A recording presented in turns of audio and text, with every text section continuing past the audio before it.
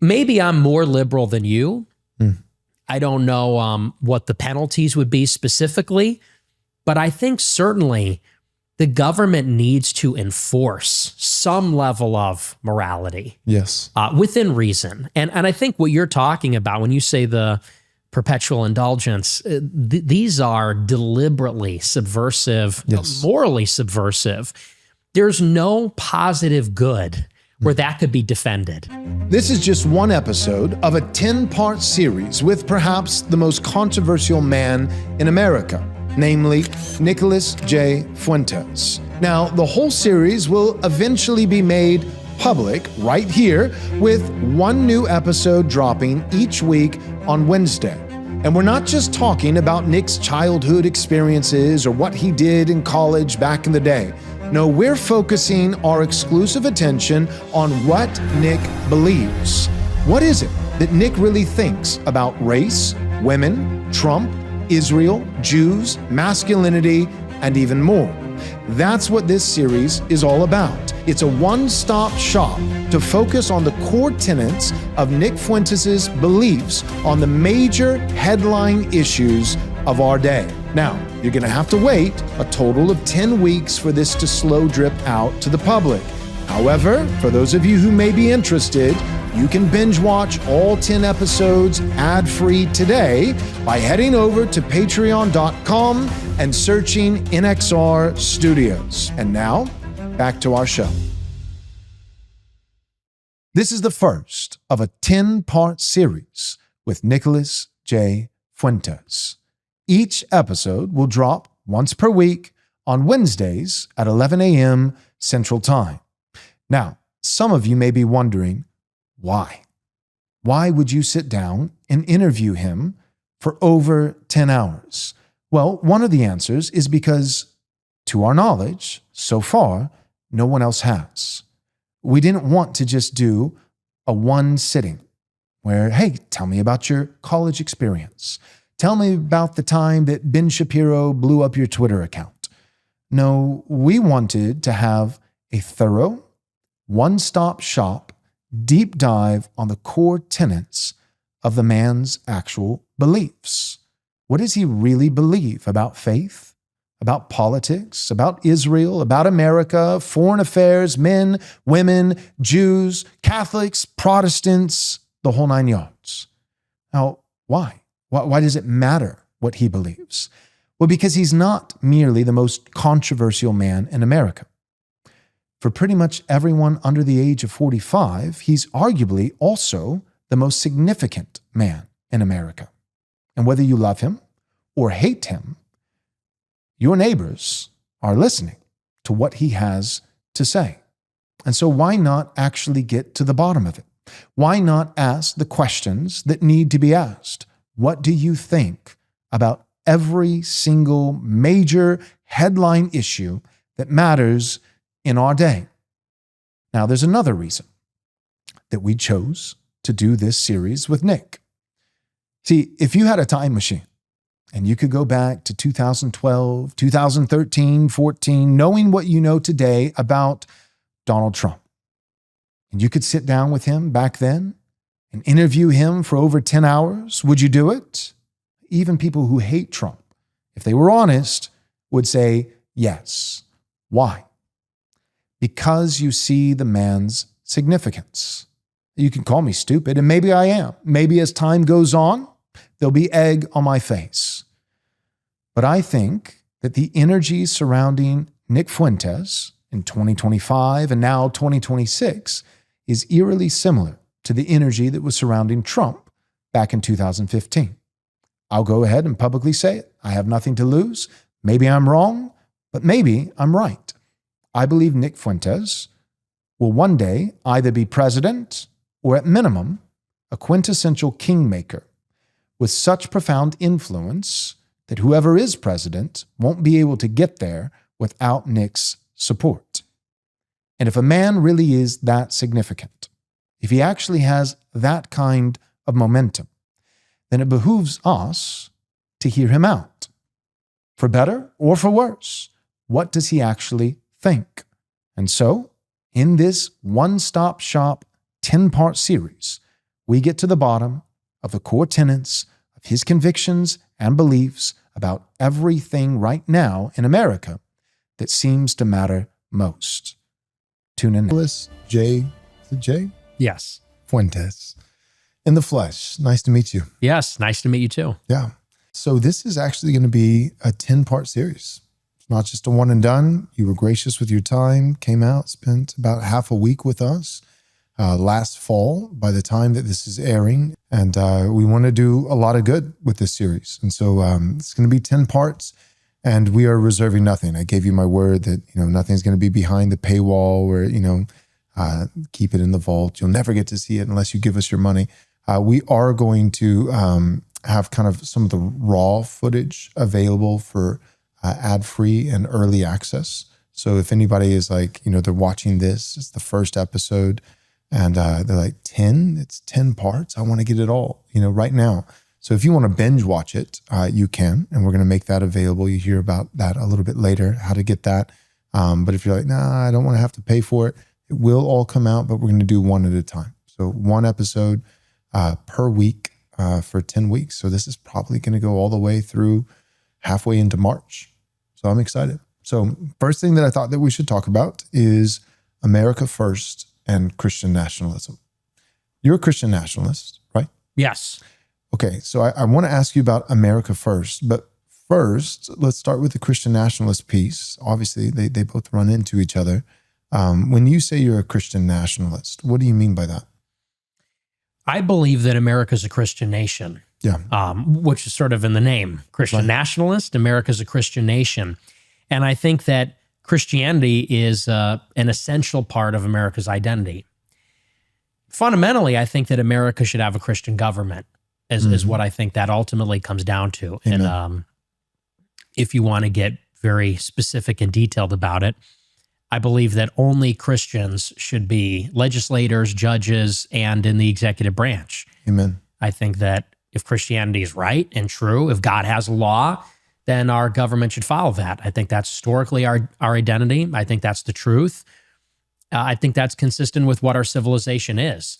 So I would start there. I think that we should have a fully Christian government.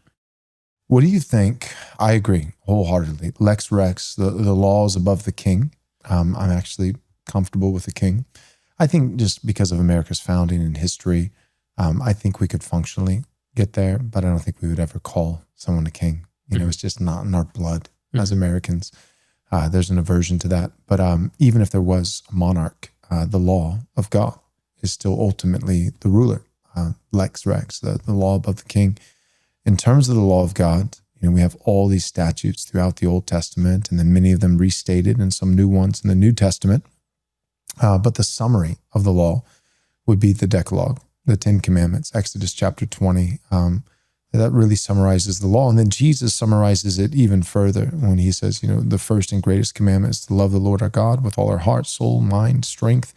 And the second is like it, that we should love our neighbor as ourselves. All of the law, he continues, and the prophets they rest on these two commandments. So the way I see it is, Jesus is love God, love neighbor.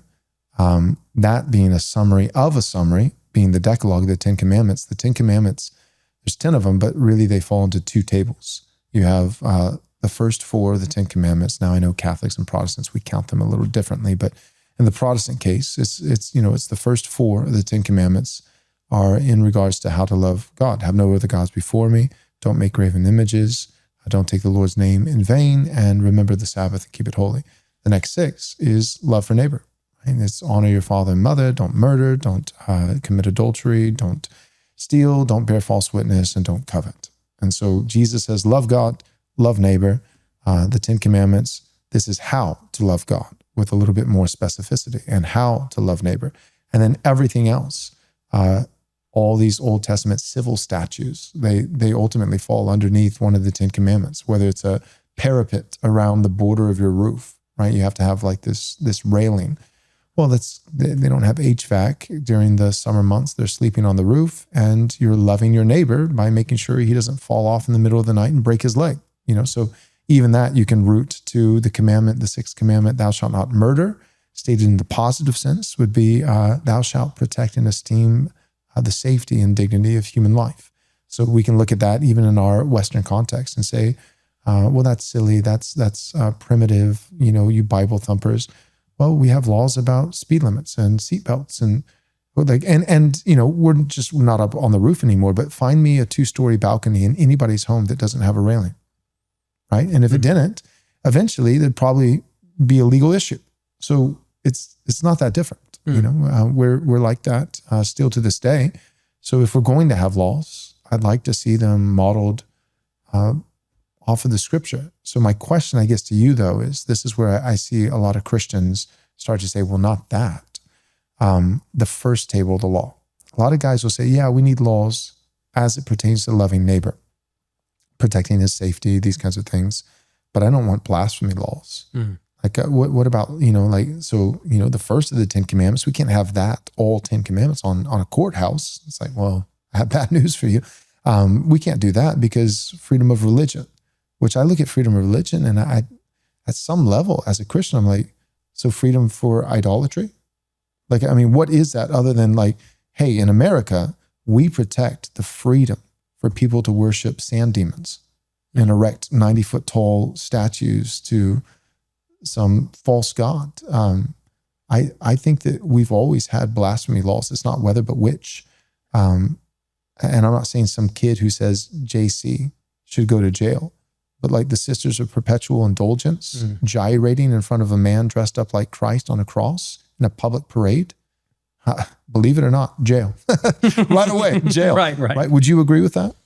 I would. I think I would agree with that. And I think that it's interesting how people in this country have such an aversion to anything that looks or sounds like that.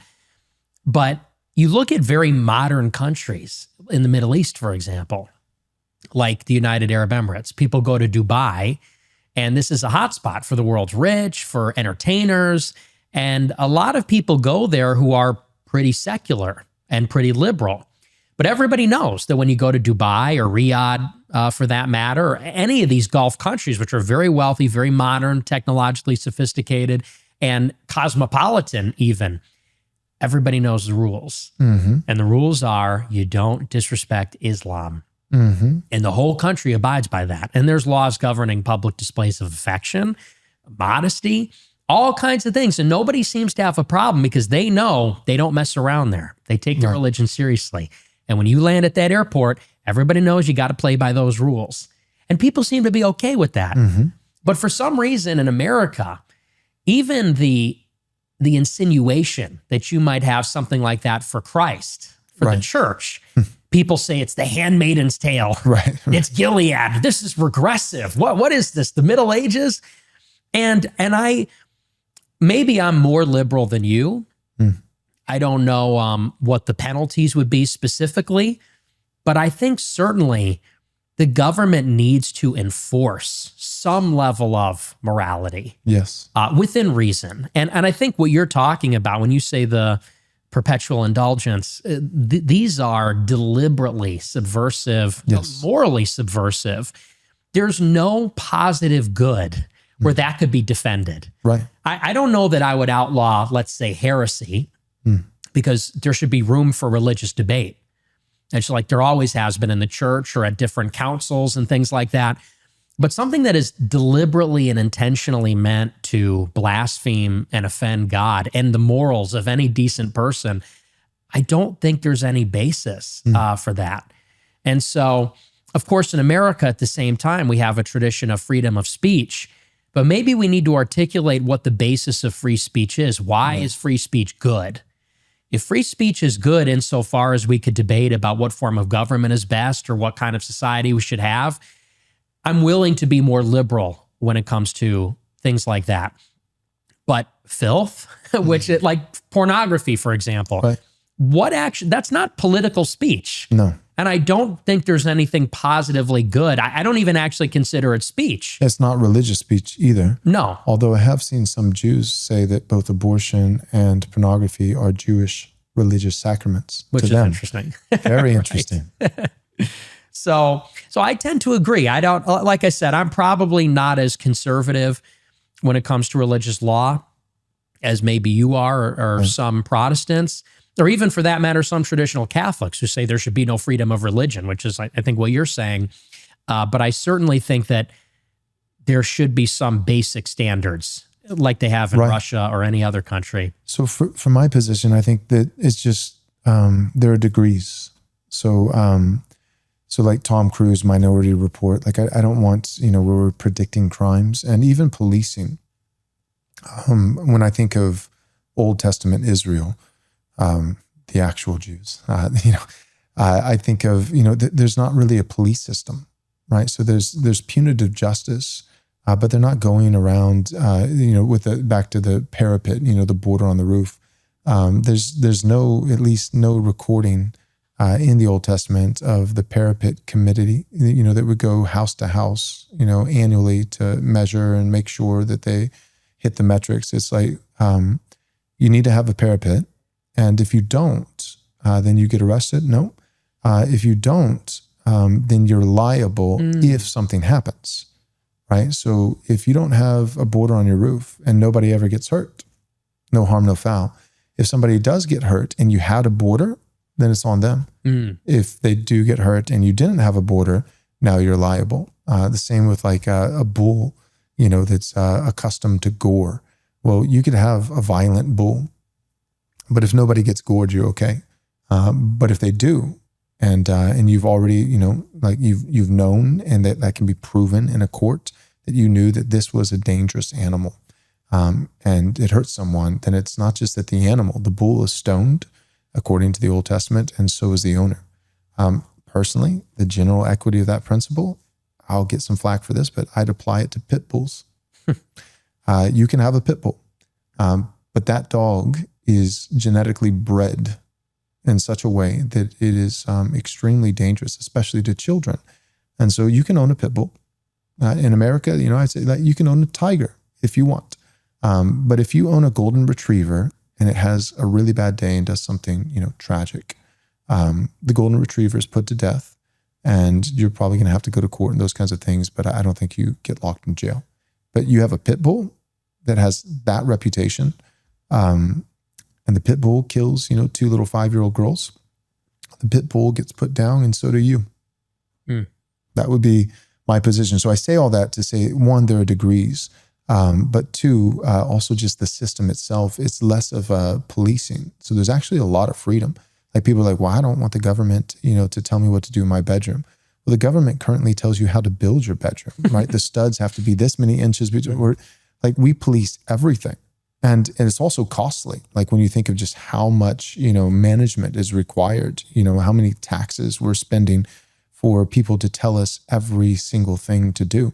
But a system that's punitive and retributive, rather than, constantly trying to predict and stop crimes before they even occur. And then in terms of the degrees, the last thing I would say is, we're not talking about the Muslim police that go into private homes and are rounding people up.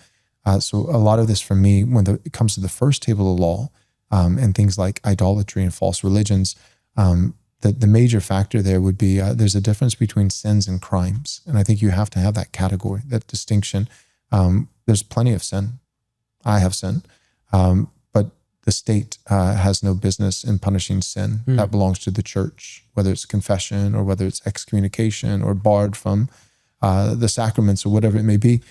For a time, sin is dealt with by ultimately God and through the avenue of the church. Crimes are dealt with by the state. And there are some sins that, biblically speaking, are not crimes. It is a sin, but it's not a crime. So I would say Muslims worshiping in their homes is not a crime. Muslims erecting a 90-foot tall statue outside of Houston, I think that's a crime. And I think people involved with that should have some kind of penalty, whether it's a fine, this, that, or the other. And the statue should be ground to dust. We don't do that here. This is America. We're a Christian nation. Say Christ is Lord. That would be my view. Would you, so now giving it a little bit more specificity, what do you think about that? I like that. I like that approach, because I think when people hear moral law, they hear moral police. That's what they hear. Yeah. Right. And what they think about is that you're going to have inquisitors kicking down the door if somebody's watching an R-rated movie Right. or something like that, which I think anybody would be opposed to, and rightly so. I believe in liberty. Right. And I think that part of that comes with, I also like the distinction of crime and sin. People do have the liberty to sin, and that's why we have the sacraments, because we're going to sin. And we don't want to sin, and we try not to, but it's not a crime to do that. And we're supposed to be given a chance to repent and to spiritually grow. So I do like that distinction. And I don't know that I would necessarily agree with the death penalty in many or even most cases. I tend to be anti-death penalty in almost all, except for terrorists or... What about murder? It depends on the type of murder. I didn't know this about you. Yeah, I think even murderers should be spared, yeah. Really? Why? Because I think they should be given a chance. So you really like the current pope then, huh? Well, he just said that.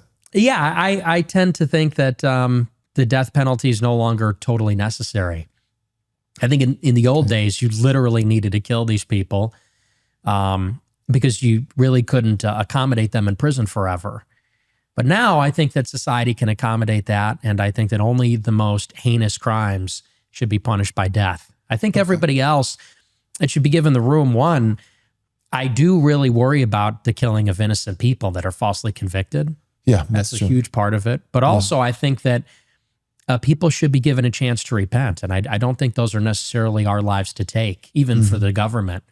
So I tend to be more, and maybe that's because I'm a political dissident, so I'm a little biased. Yeah. I tend to get anxious when I think about the government having license to freely kill people, you know. Yeah, that's going to be me. They do it anyway, I suppose, extrajudicially all the time. But no, I tend to be more against the death penalty than Amazon.com.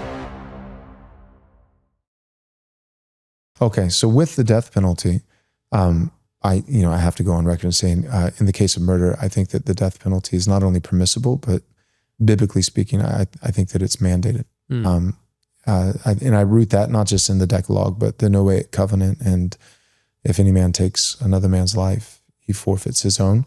So, but as it pertains to what we were talking about just right before that, so sins versus crimes, not policing, that made you feel like, okay, I can see that.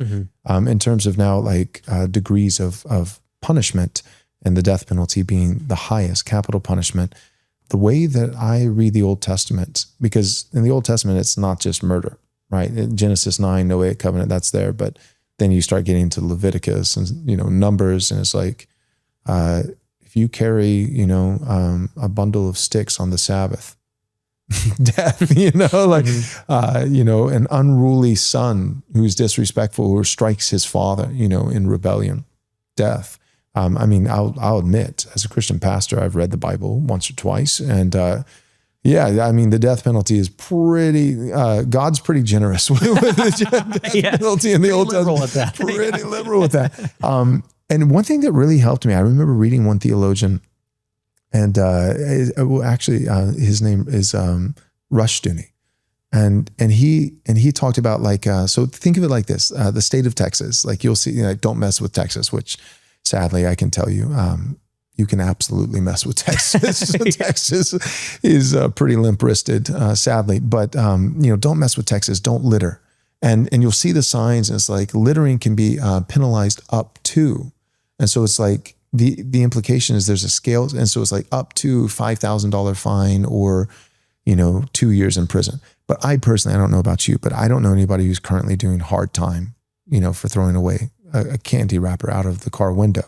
But I think the reason it's there is because even though it seems silly, like nobody would do that. I mean, there are some actually retarded people in the world who might. I think of the repeat offender, so it's like, it's one thing if it's like, you throw a candy wrapper out. But like, what if you've been pulled over, 47 times this year for littering? And then you got bigger and bigger to where you're like, you're burning all of your trash and rubber tires in the backyard to own the libs, meanwhile you're literally destroying the earth. And then, and it's just more and more. Well, eventually it's like, I think you actually should go to prison.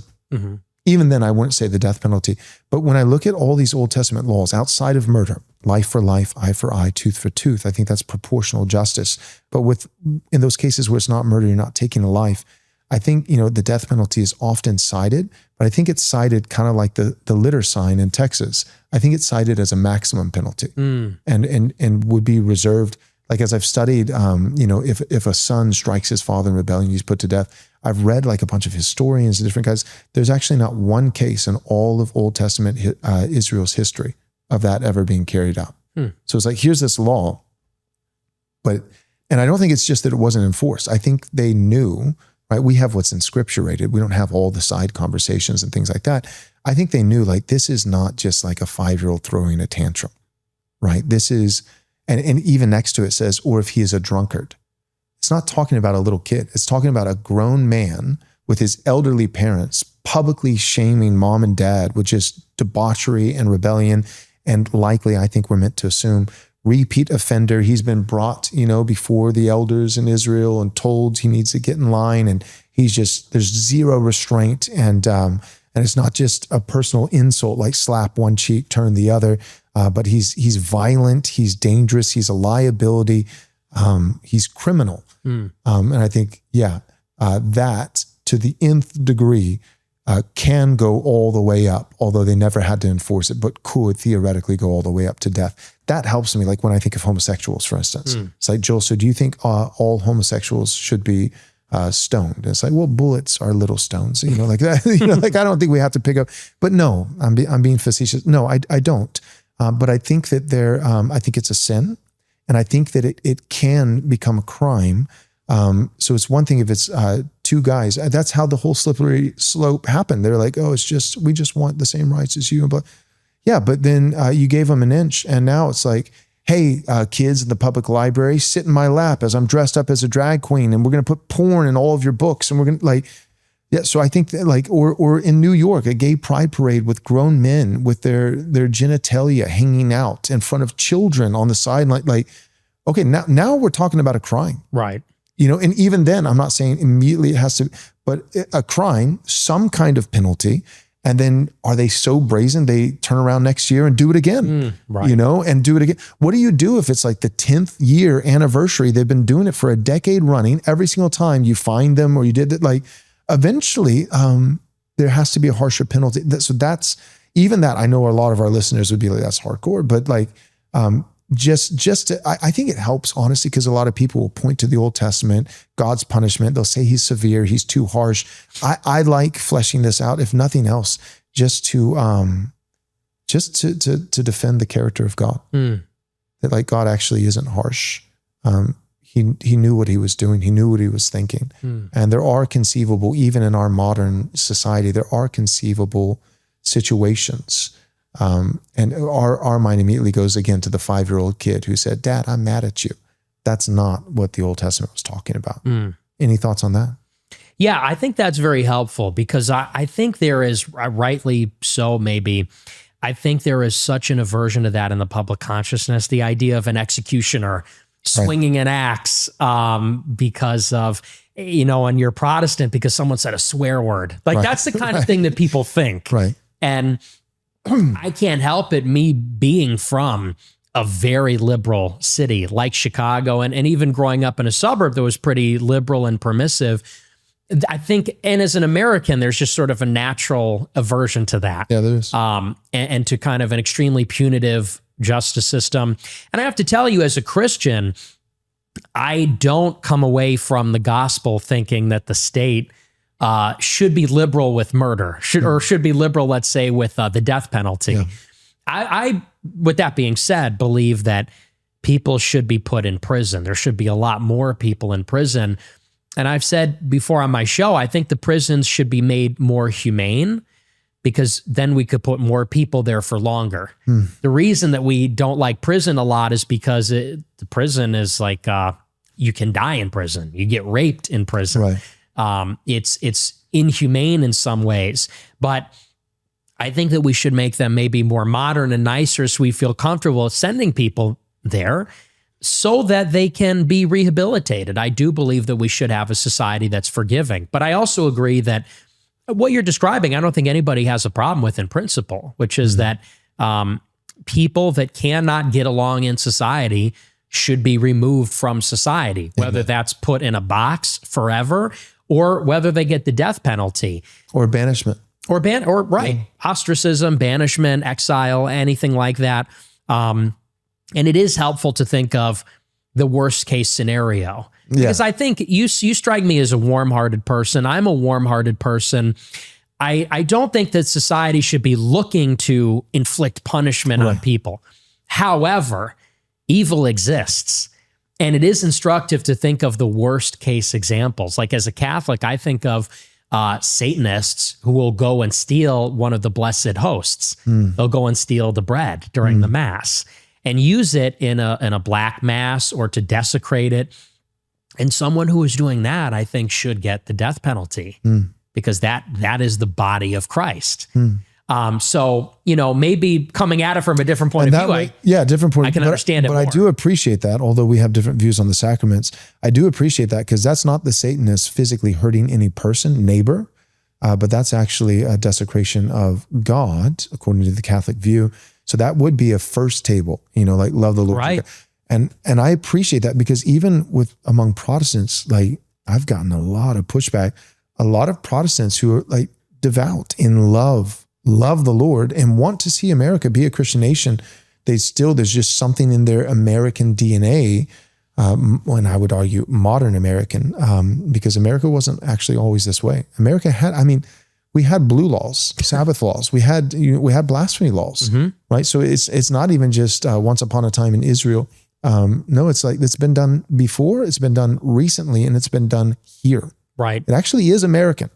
Actually is. Hasn't been for a little while, but actually is. But yet what I'm saying is that a lot of these Protestants who really love God, I'm not questioning that, and really want the country to be Christian, they still, anything within the first table. So they would differ from you. They'd be like, yeah, murder is capital punishment. But the example that you gave, like something that's exclusively only a desecrate, blaspheming the church, blaspheming Christ, they would say, well, yeah, that's really bad, and that should be frowned upon. But the state has no business enforcing any kind of moral law of God within the first table of the law. Love the Lord your God. Don't make any graven images. Don't take his name in vain. Remember the Sabbath. And the fact that you actually have like a case study that would fall in that category is based. I like it. Good. So, well, yeah, because that's something that can never be excused or pardoned with good intent. Nobody would accidentally, that is so intentional and so malicious. Nobody would accidentally conspire to take the Blessed Sacrament and desecrate it in an evil ritual by accident or with good intent, that's just evil. Yeah, I can see a couple Protestants doing it. Yeah, I suppose. Just because they're like, how dare you? You're extremely anti-Catholic, sure. Right, yeah. So I could understand that in some cases. I just think it's also important to preserve, like, let's be honest, and I agree with you, 60 years ago, we had some very intense laws on the books about sodomy, about race mixing, about blasphemy. Pornography was effectively illegal for a long time. There was a case with Larry Flint, which is what made it more permissive. And I think that we've clearly just gone way too far in the opposite direction. Yes. I don't want to go back to the Middle Ages. I don't even necessarily want to go back to the 1800s, but I think that we have definitely just gone so far in the opposite direction where anyone can recognize, you go into the city square and it's nudity, weed, public intoxication, public displays of affection. And by that, I mean, in some cases, people are having sex openly in public. People are naked protesting in Portland. And this is not a decent society we want to live in. And I agree that once it crosses into scandalizing others, children, it's offending other people, trespassing on the commons, I think that does then become subject to the law. Yeah. And I like what you said even about that slippery slope. They talk about the privacy of their own homes. It's sort of paradoxical because they were never arguing for discretion. They were never arguing for let us be private. It was always, and whether it was homosexuals or anything for that matter, they wanted to bring it out into the public. Correct. And for it to be tolerated, openly acknowledged. And so it's sort of strange because that's the argument people always use is, well, what about privacy? I don't think anyone has a problem with discretion and privacy. They have a problem with what it is now, which is loud and proud, public, vulgar for the sake of it, transgressive and offensive, provocative for the sake of it. And why would a decent society tolerate that? And predatory. Yes. With children. Yeah, malevolent. Yeah, I agree. Last thing that I would do, like, as you know, I would absolutely call myself a Christian nationalist, and I helped, with a group of guys and writing a statement on Christian nationalism a few years back. Last thing that I would do, there's a million things, but big macro picture. So legislation, laws, we've talked about that.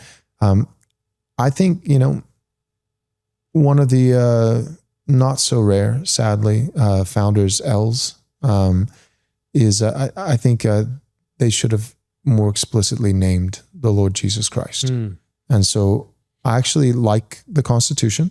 I don't think that we can, I'm not hopeful that we can get back to it. That'd be great to just Constitution even harder, but it just hasn't been working out for us for quite a while.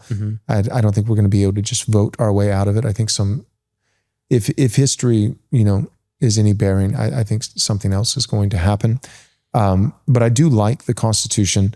I think you would have to get back to authorial intent with the First Amendment and those kinds of things, like Congress shall make no religion. So Congress at a federal level, no, I don't think that the state can come and say, we're going to have a national church and it's going to be this particular stream. It's going to be Episcopalian, and all the Presbyterians and all the Catholics and all the Baptists are going to be punished. I think that's un-American. And I think that was probably included in the realm of thought of the founders. But what was probably not their authorial intent, that they weren't thinking about at all, I don't think they could even conceive of like millions of Hindus. You know what I mean? Right. Millions of Muslims. When the First Amendment was written, I don't think they were saying, we want to make sure that in Minnesota, an entire town could be overrun by Muslims, and they could set up, statues and have prayer sirens and calls to prayer. If they knew that was going to happen, I think the First Amendment would look a little bit different, So when they say freedom of religion and those kinds of things, I think, I've read even some commentators on that, like early commentators. It was freedom in regards to various expressions of worship toward our common Lord. You know what I mean? Yes. That Catholics and Protestants wouldn't kill each other, that Baptists and Presbyterians wouldn't try to drown each other. I don't think it was so that millions of Muslims can live here and worship a sand demon. Right. I don't think that's what it was. So if we could get back to authorial intent, then I mostly like the Constitution. First 10 amendments are pretty good. Some of the latter ones I'd like to revisit, But last thing though is I do think like a preamble. I would love to see the Nicene Creed adopted as a preamble to the Constitution, where we are. And I like creeds. I like confessions. I like the Westminster. I like the 1689. But I like creedal. Because it's more encompassing. A creed is precisely specific enough to where no non-Christian can affirm it, but also intentionally general enough to where the Christians don't turn on each other. Right. Like you like the Nicene Creed. I do. I like the Nicene Creed. So that seems like a good, right before we get to the Constitution, let's start with that. Name the Lord Jesus Christ. Then let's have the first 10 amendments and the actual authorial intent. Let's maybe get rid of a few of the latter ones or amend them. And, and then let's actually legislate not a deep police state, but with gradations and using prudence and also compassion, and recognizing that the first table of the law, actually some of those things are not just sins, but crimes. And then other things are just sins, and the state has no business in it.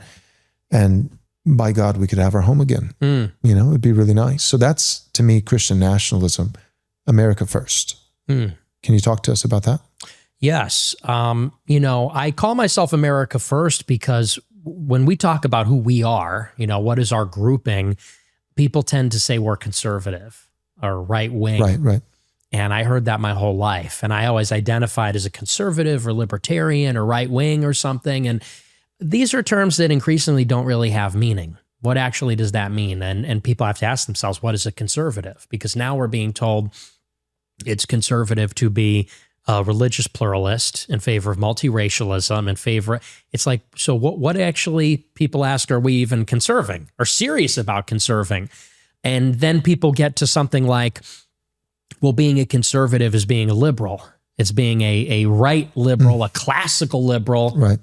It's like, okay, so is conservatism even a tangible thing? And I look at myself in the context of what has happened in the past 30 years, which is globalization, and the globalization of the government with the supranational institutions like the IMF, the World Bank, the United Nations, these institutions that sit on top of our government, as well as the influence of foreign interests, multinational corporations, foreign intelligence agencies, the globalization of the population with open borders, immigrants pouring in. And this is even to your point about the intention of the Constitution. Was it intended for there to be millions of Indians, Chinese, and foreigners here? The answer is no. We're becoming globalized in terms of the demographics and the globalization of the economy through free trade, which is the interdependence of the United States with China, Mexico, Canada, these supply chains which make us dependent on other countries. And so it's in the context of globalization that I don't feel like a conservative, where they're preoccupied with limiting the size of government or vague appeals to family values, which become more vague and generic all the time. You could say that 20 years ago, to be conservative was to be Christian. Now in 2025, if you ask Turning Point USA, they say it's ethical monotheism. They have to say that to accommodate Jews, Muslims, Hindus. That's terrible. Right? What are you conserving? It's like arguably 100 years ago, maybe it was Presbyterian or Episcopalian, Right. like a very American denomination. Then it became like, well, we're one nation under God, Christian God. Now it's like ethical monotheism. I wonder what it'll be like in 100 years when we have like polytheism and pagans. It'll just be like all they'd be like deists or something. Right. Yeah. And so anyway, I look at conservatives as basically they're just not speaking the same language anymore. It doesn't seem to have a hard definition. It doesn't seem to have answers for the actual problems affecting real Americans. I said, so my real ideology, which is something I was searching for in 2016 when Trump was elected, when Trump ran in 16, he didn't say I'm the most conservative. He didn't say I'm the most right wing or the most Republican. He said, I'm America first. Right. He said, this is about globalism and nationalism, not liberals and conservatives, Democrats and Republicans. It's about globalists, internationalists, and nationalists, people that want to put the American people first. And in his inaugural, that's where I got the name of my show. And just funny story, when I started my show with Right Side Broadcasting Network, they asked me what I wanted to call the show. And my first instinct was the Nicholas J. Fuentes Show. And they said, well, that's too long. No one knows who you are. No one knows your name. I was like, okay. They said, so you need something shorter, something different. And I really had no idea. A month later, Trump gave his inaugural. And in the inaugural, he said, a new vision will govern our land. It's going to be only America first. Yeah.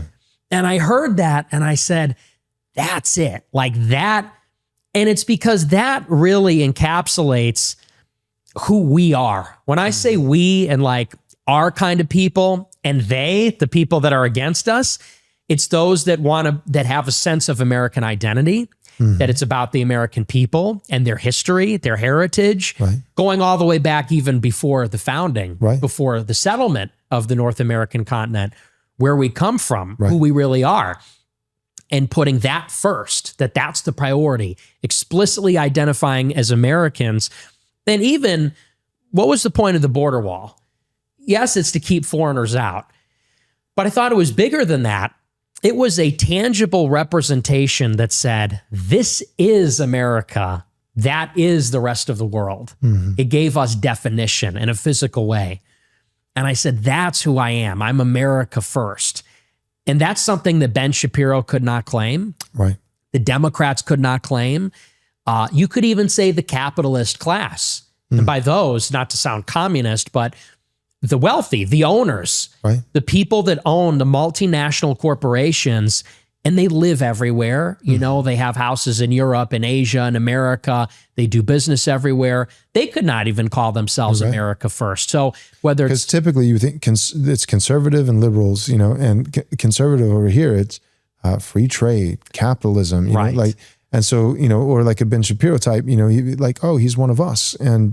And those were kind of the dividing lines. And we're like, how come things just keep getting worse and worse? Like, Right. well, it's like, it's ping pong, but like both sides are really just two sides of the same coin. And you're right. Trump really, in a lot of ways, said like, the reason we keep losing is because both teams are against you. Both teams. Like that's not the paradigm, liberal conservative. The paradigm is the world or us, you know? And I think you saw that early and hopped on it. And that's kind of been your legacy for the last 10 years. Yes. Well, that's how I position myself, because I look at someone like a Charles Koch, let's say, and say he's not America first. If you're in favor of like ultimate deregulation, ultimate neoliberalism, free trade, the rest of it, you're not really on my team. Even if you're in favor of capitalism broadly or traditional values or something like that. And the same goes for Shapiro or Soros.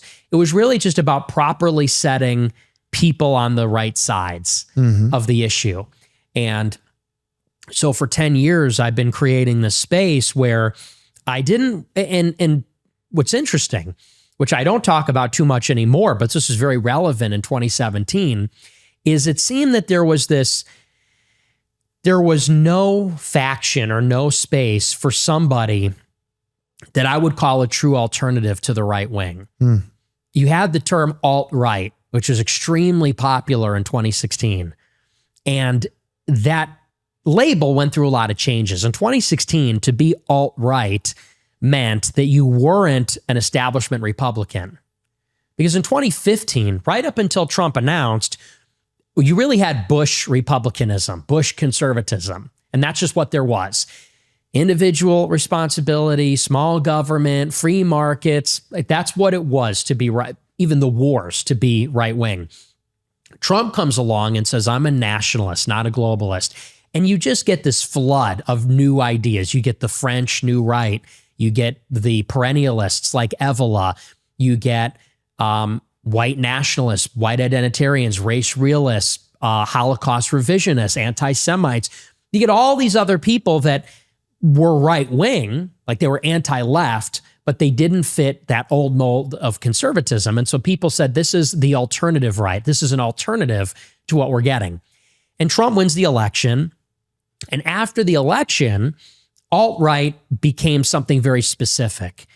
And it really meant like anti-American, anti-Christian, because it was a lot of racialists, pure racialists that said it's not about America, it's about whites. Right. Or people that were against Christianity because they saw Christianity's left wing. They From see like it a as Nietzschean. like a Jewish psyop to weaken the West through like a toxic compassion to eradicate white people. Yes, and they see wokeness and leftism as proceeding from Christianity, Marxism proceeding from Christianity.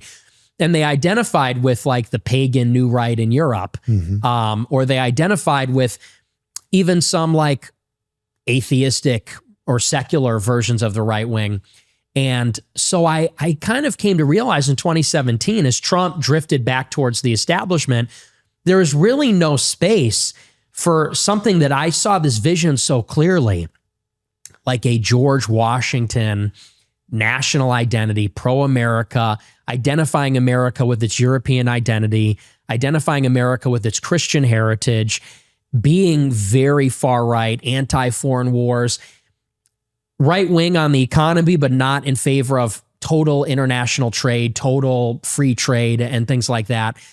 And I said that this is where I think actually most people are. I think that people want to say Merry Christmas. Yeah. They want jobs. They don't want immigrants.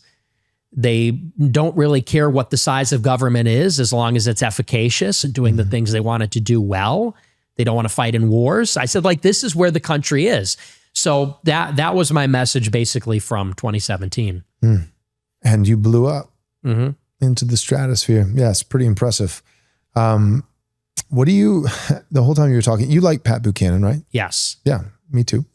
But every Pat Buchanan has his Buckley, to come and subvert and lie and slander, which that's, National Review. And I think, and people still say it like it's a point of pride, like it's a good thing to be Buckley. And he was even, from my reading, he was even questioned, later on in life, like, do you really think that Pat is an anti-Semite? And he was like, no. No. It's like, just publicly slandered him for, forever, and totally just, worked and subverted and took him out of the game just because he disagreed with me. Mm-hmm. You seem to be a Buchanan of sorts. Who are some of the Buckleys? Who are some of the guys who have really, over the last 10 years, thinking back, not just today, because it's easy to think of what's fresh, but who are some of the guys like early on who you feel like they saw what you're doing, maybe had an inkling of what it could become, and were like, we've got to stop it? It was Shapiro. Without a doubt, he was the number one op. And people don't realize, but in those days, Shapiro was worshipped. He was the guy. And that's before anyone was hip to any of the Jewish stuff, Israel stuff. People weren't seeing it back then. And so they just looked at him as like a debate bro. Maybe they didn't even really know he was Jewish or even what that meant. They didn't really know the context with Israel. And so they looked at him as like a very far right debate bro who was a no holds barred debater. Like when he went on Piers Morgan and debated about gun control, or when he went on college campuses and owned the liberals, they saw him as like as fasci, like a fasci based young debate guy. And Shapiro, of course, was a never Trumper. And that is because he recognized what Trump was and like the potential of what Trumpism could become. Because when you say America first, it is basically the inverse of that is like not Israel first. Right. Because it's like, well, why would you need to declare America first? Who is coming before America? Well, some people might say the UN. Some boomers might say that. But the real people know who comes first when we talk about the war in Iraq. Who is put first there? And some of these other things. Now, Trump, he meant the whole international system. He meant like South Korea, Germany, because we had troops deployed there. He meant even these companies benefiting from offshoring the jobs or free trade agreements or things like that.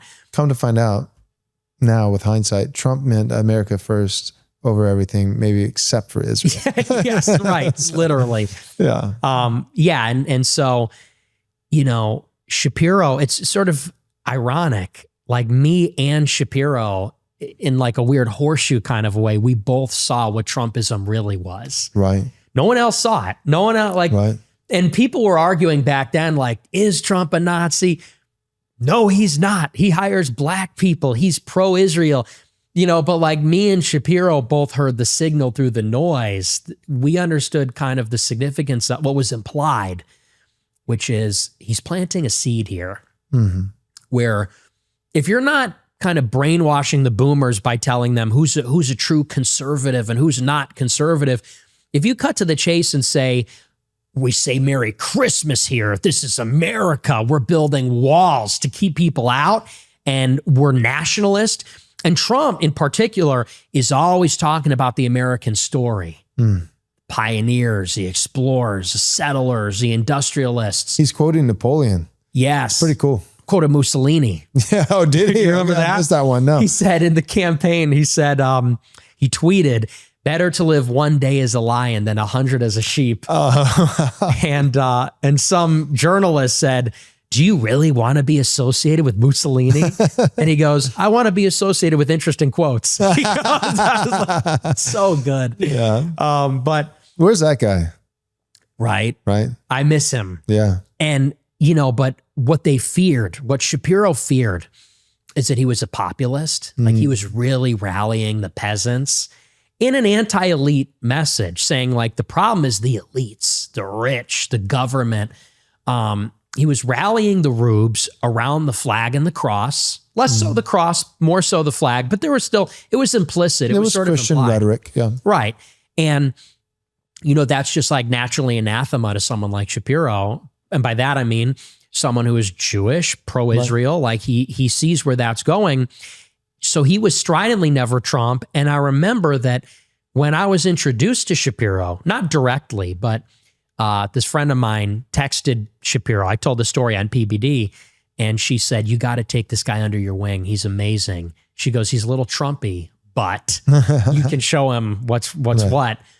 And the implication is like, they knew that Trumpism was the problem. And that's why it was very important that they assimilated Trumpism into conservatism and that they neutralize anyone that Trump activated, that he awakened. Yeah. They wanted to suppress anything that looked like Buchanan, Sam Francis, Charles Lindbergh, the old America First Committee, the Know Nothings. They wanted to suppress that great tradition, which has been alive in America for a long time.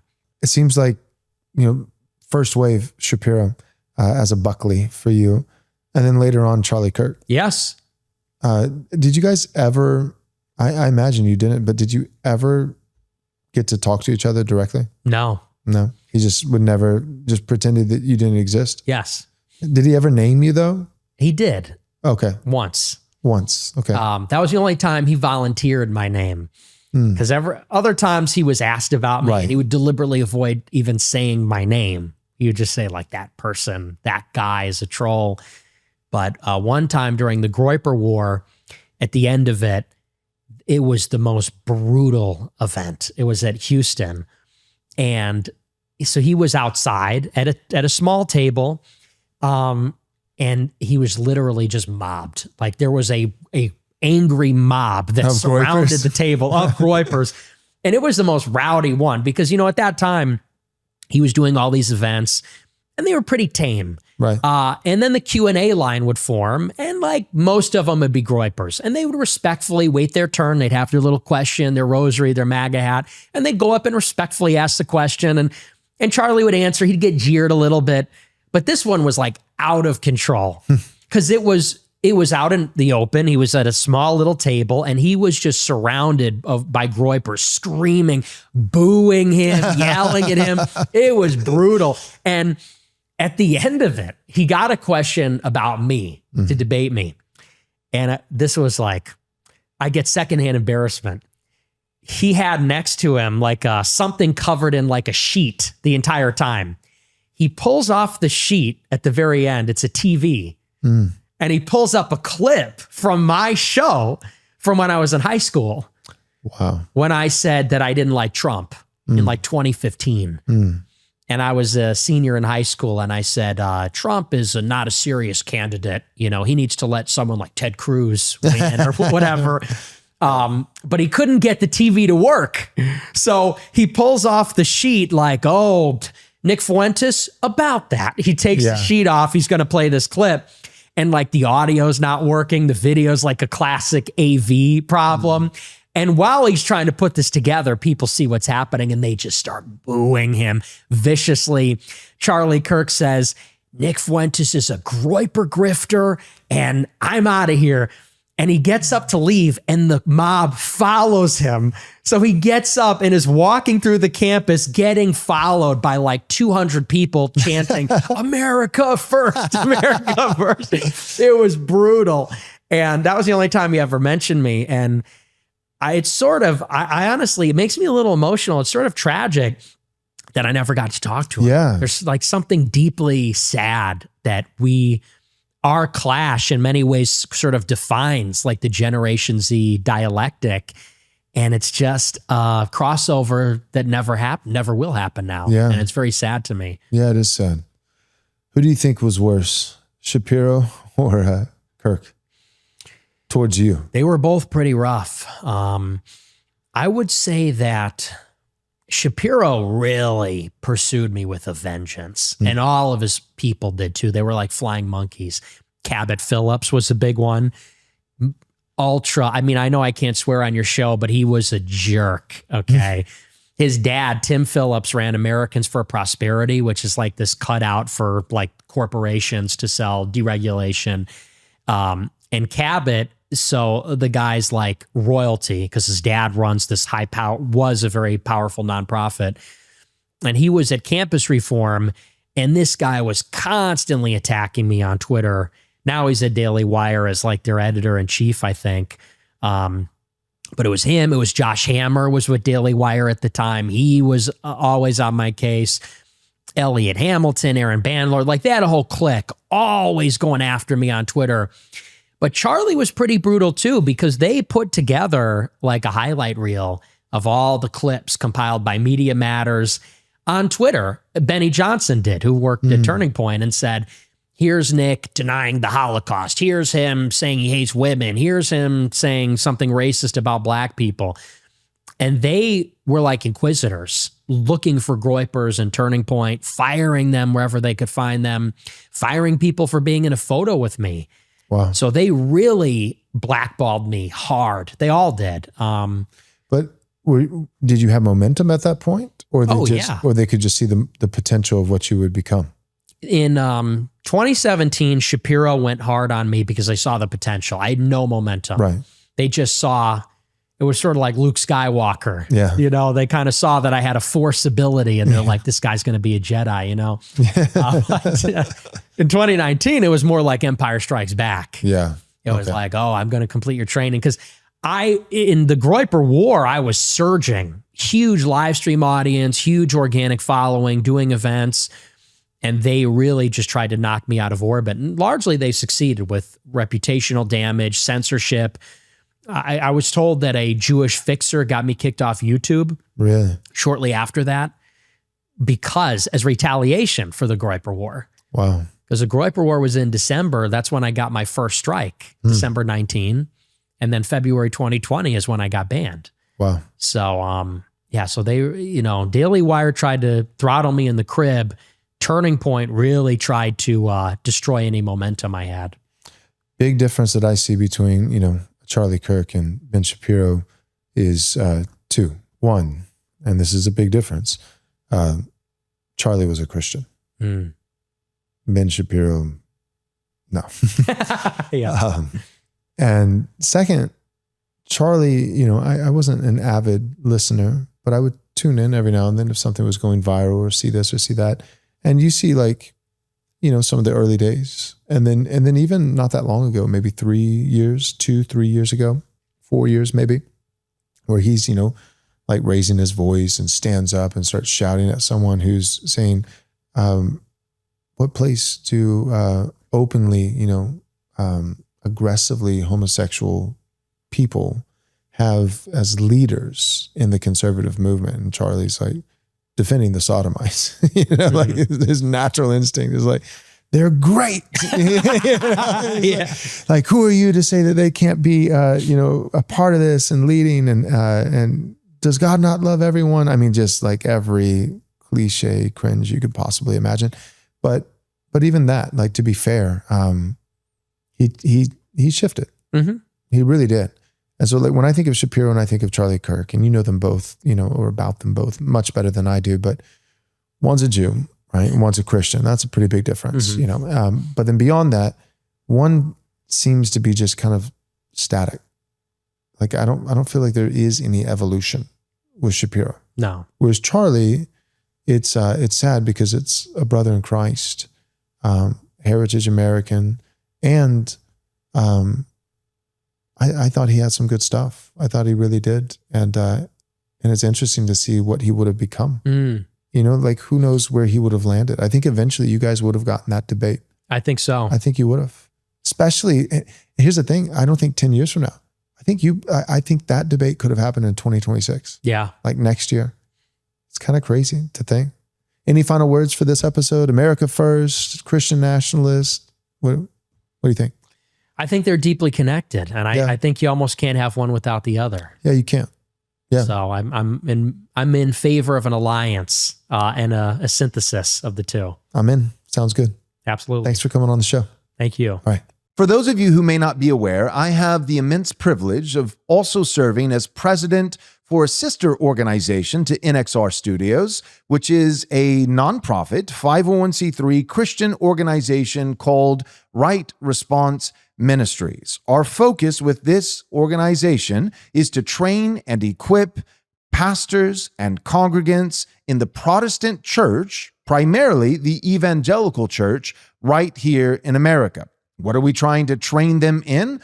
Well, let's just say we're trying to help evangelical Protestant churches in America to stop being so insufferable, to stop being Zionist shills, to be engaged, not apathetic, but activated in the realm of politics and culture. The things that you've been hearing in this series that myself and Nick Fuentes are talking about, we want to see Protestant churches right here in America apply these things to get in the game, to win our country back. We want to see evangelicals and Protestants in America actually be America first, not serving a foreign country at the expense of our own interest, but serving Christ and serving Americans. If you'd like to support us in this mission, we could greatly use your help. You can give a tax-deductible donation by simply going to rightresponseministries.com/donate. Again, that's rightresponseministries.com/donate.